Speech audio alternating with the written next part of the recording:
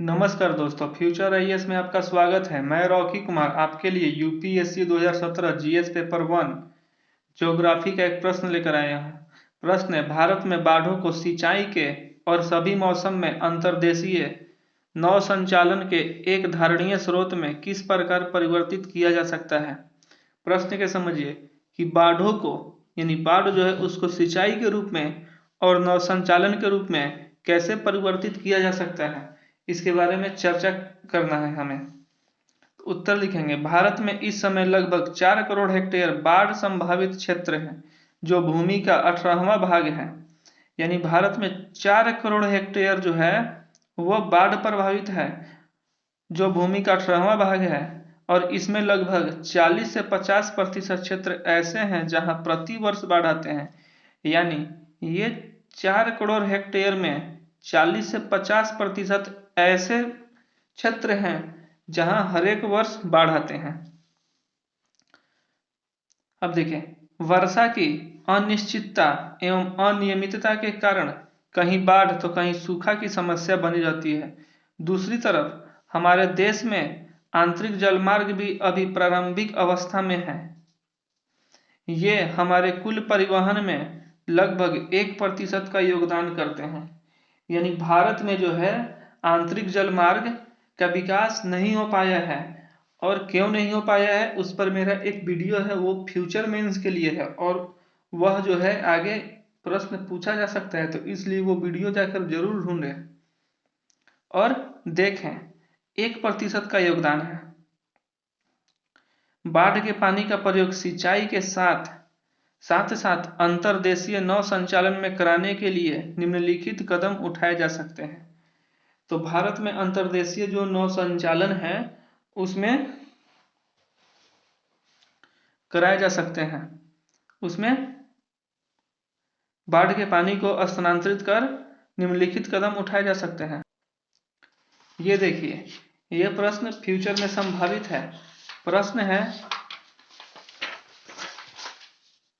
कि भारत में अंतर्देशीय जलमार्गों के विकास का परीक्षण कीजिए।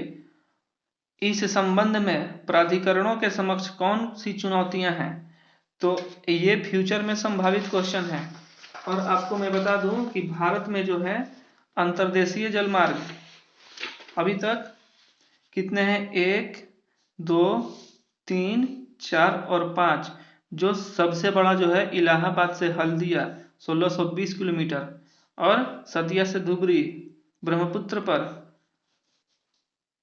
नेशनल वाटरवे 2 है 891 किलोमीटर। तो ये आप हमारे YouTube चैनल से आप जुड़कर इस क्वेश्चन को भी आप देख सकते हैं, क्या क्या समस्याएं हैं और क्या समाधान है, इस पर बनाया गया है क्वेश्चन। तो यहाँ हम अब देखते हैं कि सर्वप्रथम बाढ़ का पानी का संचयन किया जाना चाहिए ताकि उसका उपयोग सिंचाई में किया जा सके। सेकंड, नदियों के बहते हुए जल से नहर निकाली जाए और अतिरिक्त जल का समावेशन राष्ट्रीय जलमार्गों में किया जाए ताकि उसमें पानी की आपूर्ति बनी रहे। तो एक तो है कि बाढ़ के पानी को संचय किया जाए, संचयन की व्यवस्था हो, स्टोरेज की व्यवस्था हो। दूसरा हो सकता है कि नदियों से नहर निकालकर एक नदी से दूसरी नदी में स्थानांतरित किया जाना चाहिए। नदी जोड़े परियोजना इसी के अंतर्गत आ सकता है। अब नेक्स्ट, जिन नदी घाटियों में अवसाद का निक्षेप अधिक मात्रा में होती है वहां रेत मिट्टी को हटाए जाने के उपाय होने चाहिए ताकि नदी घाटी का जल ग्रहण क्षमता बढ़ सके और जल सुगमता से प्रभावित हो सके। इससे जल की गहराई बनी रहेगी और नौ संचालन में सहायता होगी।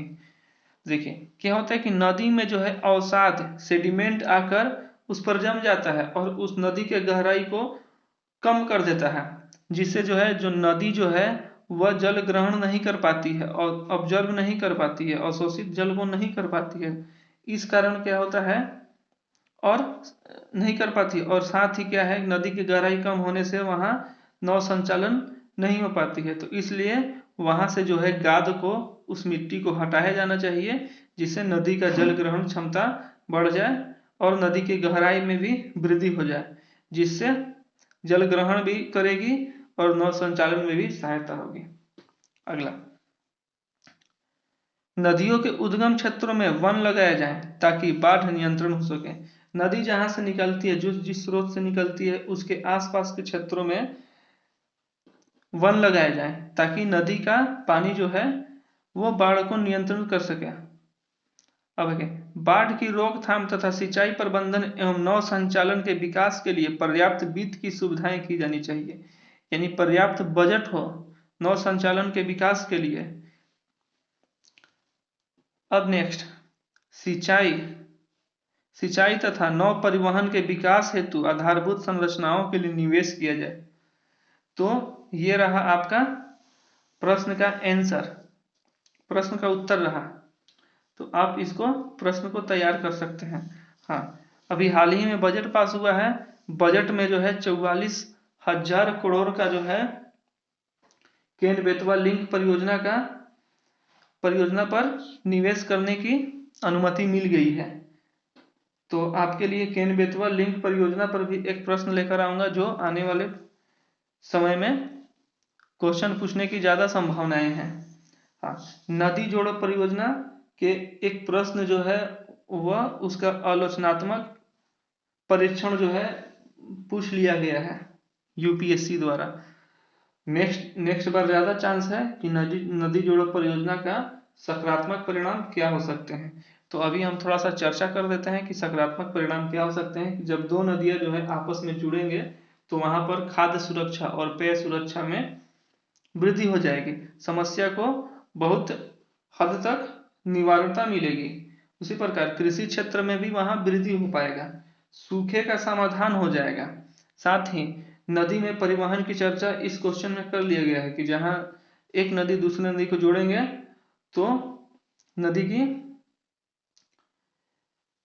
में परिवहन सुविधा हो जाएगी, नौ संचालन हो पाएगी, अस्थायी आजीविका हो जाएगा, विद्युत का उत्पादन नदी जोड़ो परियोजना से हम कर सकते हैं, रोजगार का अवसर भी मिलेंगे क्योंकि दो नदी आपस में जुड़ेंगे तो उसमें बहुत सारे लेबर इंजीनियर कार्य करेंगे और उसमें डैम वगैरह भी बनाया जाएगा और पर्यावरण का संरक्षण मिलेगा और साथ में पर्यटन की भी सुविधाएं उपलब्ध हो जाएगी।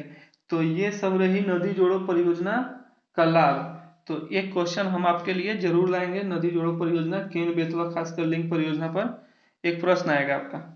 और ये रहा आपके लिए 2017 का यूपीएससी 2017 का मेंस पेपर का आंसर राइटिंग। तो आप इसको आंसर राइटिंग कर सकते हैं। अगर वीडियो अच्छा लगे तो लाइक करें, कमेंट करें, चैनल को सब्सक्राइब करें और इसी तरह के वीडियो पाने के लिए हमारे साथ जुड़े रहिए। धन्यवाद।